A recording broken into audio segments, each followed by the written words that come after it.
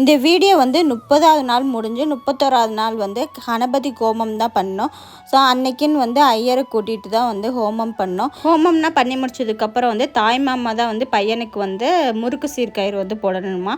அதனால் என் தம்பி தான் வந்து பையனுக்கு முறுக்கு சீர்கயிறு போட்டு அதுக்கப்புறம் வந்து பெயர் வச்சாச்சு. ஹஸ்பண்டும் நானும் 3 டைம் வந்து நேம் வந்து காதில் சொல்லிவிட்டு அதை தங்க மோதிரத்தில் வந்து தேன் தொட்டு அது வாயில் வச்சாங்க. பேருமே வந்து தங்க மோதிரத்தில் எழுத சொன்னாங்க. என்ன பேர் வச்சுருக்கோம்னா மகிழ் கிருத்திக். ஸோ முருகன் பேர் வர மாதிரியே கிருத்திக்னு சொல்லிட்டு வச்சுருக்கோம். ஃபர்ஸ்ட் வந்து ஏன் மகிழ்னு வச்சுருந்தேன்னா மாமா வந்து கொலசாமி பேரில் தான் வைக்கணும் அப்படின்னு சொன்னாங்க. மா லெட்டரில் தான் இங்கே ஸ்டார்ட் ஆகும் கொலசாமி பேர். அதனால மகிழ் கிருத்திக்னு பேர் வச்சாச்சு. பேர் எப்படி இருக்குன்னு சொல்லிட்டு கீழே மறக்காமல் கமெண்ட் பண்ணுங்கள். அன்றைக்கி மதியானம் வந்து நாங்களே சமைச்சிட்டோம்.